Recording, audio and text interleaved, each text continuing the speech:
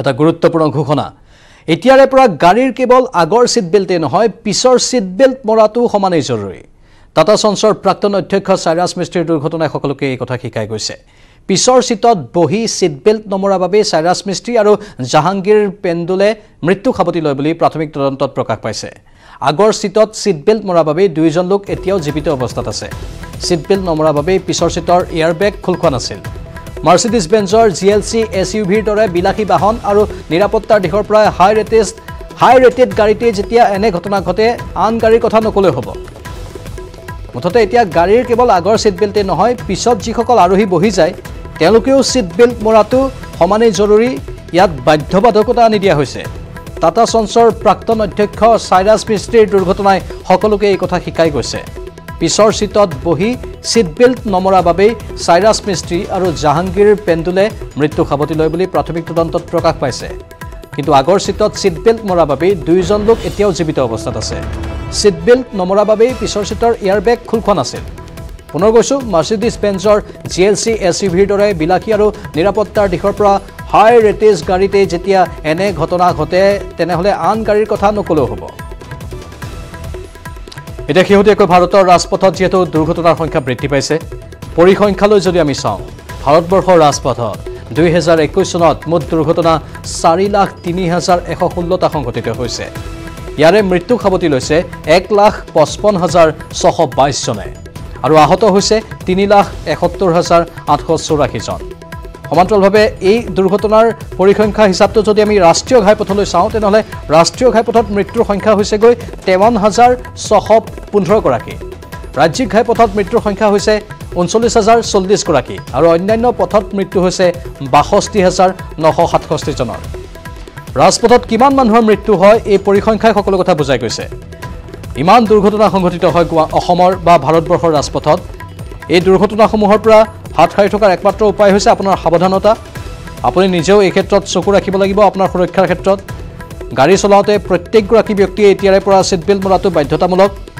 Bike চলাওঁতে helmet পৰিধান কৰিব লাগে জোতা পিন্ধিব লাগে এইখিনি সাধাৰণ কথা সকলোৱে জনাটো প্ৰয়োজন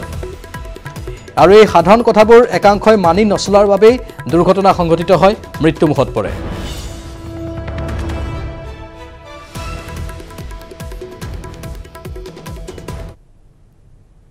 আৰু এতিয়াৰে পৰা পিছৰ সিটত বহি যদি আপুনি সিট বেল্ট নামাৰে তেনেহলে দিব লাগিব জৰিমনা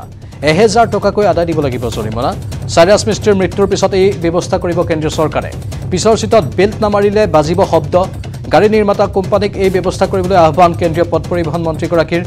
নিউজ 18ৰে আছুতীয়া সাক্ষাৎকাৰত এই কথা ব্যক্ত কৰিছে কেন্দ্ৰীয় পথ পৰিবহণ মন্ত্ৰী নীতিন গাডকাৰীয়ে আমি পুনৰবাৰ কৈছো পিছৰ সিটত বহি যদি আপোনালোকে সিট বেল্ট নামাৰে তেনেহলে জৰিমনা ভৰিব লাগিব 1000 টকাকৈ আদায় দিব লাগিব জৰিমনা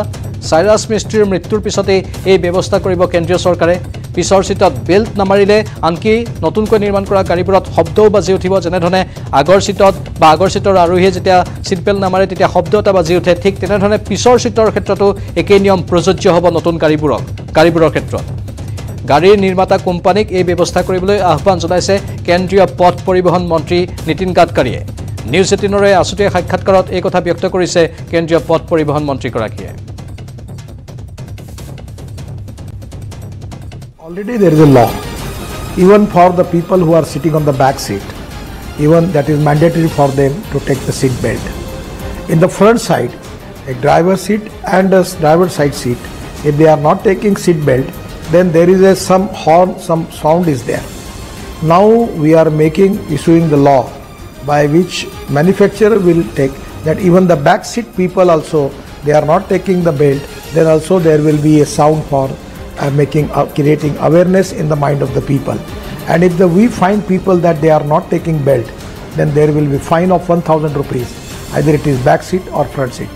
So I feel that taking fine from the people is not our intention.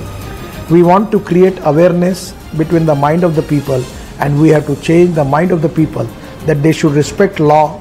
and there should be a fear for the law. That is exactly the country needs all these things today, because we have to save the life of the people. ইয়াৰ মাজতে যান-বাহন আৰক্ষীৰ আচৰণক লৈ আৰক্ষীক ককৰ্থনা গুৱাহাটী উচ্চতম ন্যায়ালয়ৰ অধিবক্তা মনীষ গোস্বামীৰ পত্ৰৰ আধাৰত নিজাববীয়াকৈ এটা গোচৰ ৰুজু কৰি শুনানি গ্ৰহণ কৰে মাৰ্চ মাহত গুৱাহাটীৰ পাণবজাৰৰ এটা ঘটনা উচ্চ ন্যায়ালয়ৰ দৃষ্টি আকৰ্ষণ কৰি অধিবক্তা মনীষ গোস্বামীয়ে লিখিছিল পত্ৰখন সেই গোচৰৰ শুনানি গ্ৰহণ কৰি যান-বাহন আৰক্ষীক নাগৰিকৰ ওপৰত আচৰণ ঠিক কৰিবলৈ নিৰ্দেশ দিয়ে প্ৰয়োজন বোধে আৰক্ষীক যাৱতীয় প্ৰশিক্ষণ দিবলৈও ৰাজ্য চৰকাৰক নিৰ্দেশ দিয়ে উচ্চ ন্যায়ালয়ে লগতে আৰক্ষীৰ কাম দায়িত্ব কি এই বিষয়ে অৱগত কৰিবলৈও নিৰ্দেশ দিয়ে উচ্চ ন্যায়ালয়ে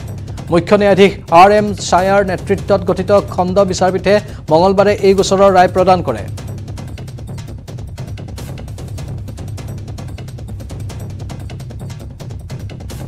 এই ঘটনাটোত যাতায়াত নিয়ন্ত্ৰণৰ দায়িত্বত থকা এগৰাকী আৰক্ষীয়ে দুচকীয়া বাহন চালক এগৰাকীক ট্ৰাফিক আইন উলংঘা কৰাৰ কাৰণে প্ৰহাৰ কৰাৰ অভিযোগ উত্থাপন হৈছিল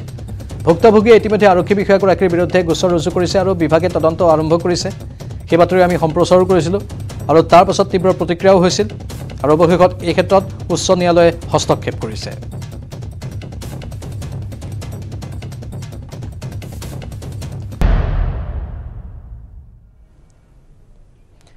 বিদেশী চিনাক্তকৰণৰ ভিত্তিবৰ্ষক লৈ উচ্চতম ন্যায়ালয়ত শুনানি 5জনীয়া সংবিধান পীঠে গ্ৰহণ কৰে শুনানি সন্মিলিত মহাসংঘৰ আবেদনৰ ভিত্তিত গঠন কৰা হৈছে বিচাৰপীঠ 1971 চনৰ পৰিৱৰ্তে 1951 চন বিদেশী চিনাক্তকৰণৰ ভিত্তিবৰ্ষ হোৱাটো বিচাৰিছে আবেদনকাৰীয়ে উচ্চতম ন্যায়ালয়ত মানে সুপ্ৰিম কোৰ্টত আজি 5জনীয়া সাংবিধানিক বিচাৰপীঠৰ শুনানি অনুষ্ঠিত হৈছিল আৰু সেই ন্যায়াধীশসকল আছিল DY চন্দ্ৰচূড় ন্যায়াধীশ MR শাহ ন্যায়াধীশ কৃষ্ণ মুৰাৰী ন্যায়াধীশ হিমা কোহলি আৰু ন্যায়াধীশ P শ্ৰী নৰসিংহ এই 5গৰাকী এই মানে ন্যায়াধীশেৰে গঠিত 5জনীয়া সাংবিধানিক বিচাৰপীঠত শুনানি হৈছিল আৰু এই শুনানিত অসম সন্মিলিত মহাসংঘ বনাম ভাৰত চৰকাৰ 562/2012 সদৌ অসম আহোম সভা বনাম ভাৰত চৰকাৰ 886/2014 দীপক কুমাৰ নাথ এটো শহীদ ফেমিলি দীপক অসম আন্দোলনৰ শহীদ ফেমিলিৰ ব্যক্তি দীপক কুমাৰ নাথ বনাম ভাৰত চৰকাৰ এটো 311/2015 আৰু প্ৰণৱ কুমাৰ মজুমদাৰ বনাম ভাৰত চৰকাৰ 68/2016 এই চাৰিটা গোচৰৰ শুনানি অনুষ্ঠিত হৈছিল আৰু আমাৰ মহাসংঘৰ গোচৰীয়া হিচাপে মই নিজে মতিউৰ ৰহমান আৰু মোৰ লগত সহযোগী আছিল গোবিন্দ বসুমতাৰী ডাঙৰীয়া আমি এই দুজনৰ হৈ মহাসংঘৰ অধিবক্তা মনীষ গোস্বামী ডাঙৰীয়াই আৰু সদৌ অসম আহোম সভা দীপক নাথ আৰু প্ৰণৱ মজুমদাৰৰ হৈ অধিবক্তা সমীৰণ শৰ্মাই বক্তব্য দাঙি ধৰিছিল আৰু ন্যায়াধীশসকলে বিচাৰিছিল যে এই প্ৰত্যেকটো গোচৰৰ মানে সাবজেক্ট কি মেৰিট কি সেই সম্পৰ্কত সুন্দৰকৈ ব্যাখ্যা কৰাৰ পিছত মানে ন্যায়াধীশ 5গৰাকীয়ে সিদ্ধান্ত ল'লে যে 26 ছেপ্টেম্বৰৰ দিনা বিস্তৃত শুনানি হ'ব বিস্তৃত শুনানি লোৱাৰ পিছত ইতিমধ্যেই আমাৰ 2018 চনৰ 11 মেত সাংবিধানিক বিচাৰপীঠে সিদ্ধান্ত লৈ থৈছে যে বিস্তৃত শুনানিৰ কাৰণে 20ৰ পৰা 25 দিন লাগিব অৰ্থাৎ বন্ধৰ দিনকেইটা বাদ দিলে প্ৰায় 1.5 মাহ গতিকে 1.5 মাহ শুনানি 26 তাৰিখে এই সিদ্ধান্ত হ'ব কোন তাৰিখৰ পৰা মানে নিৰৱচ্ছিন্ন শুনানি কোন তাৰিখৰ পৰা হ'ব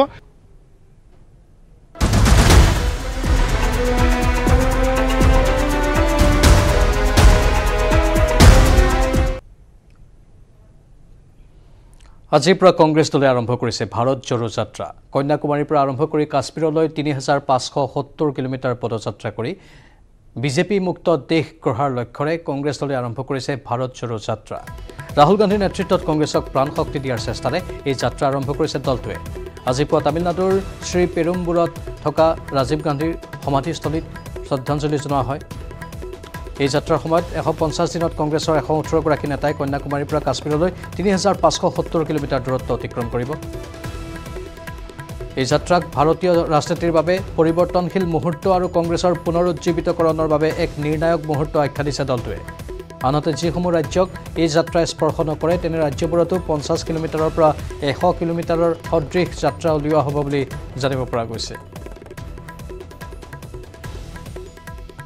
আনফালে মুখ্যমন্ত্ৰী হিমন্ত বিশ্ব শৰ্মাই টুইটযোগে কংগ্ৰেছৰ ভাৰত জোড়ো যাত্ৰাক কটাক্ষ কৰিছে এই যাত্ৰাক হতিকাৰ কমেডি বুলি মন্তব্য কৰিছে মুখ্যমন্ত্ৰী হিমন্ত বিশ্ব শৰ্মাই পাকিস্তানত এই যাত্ৰা কৰিবলৈ ৰাহুল গান্ধীক পৰামৰ্শ মুখ্যমন্ত্ৰী হিমন্ত বিশ্ব শৰ্মাৰ ভাৰতৰ বিভাজন হৈছিল এবাৰে 1947 চনত কংগ্ৰেছৰ বাবে হৈছিল বিভাজন আজিৰ ভাৰত দৃঢ় আৰু একত্ৰিত ভাৰত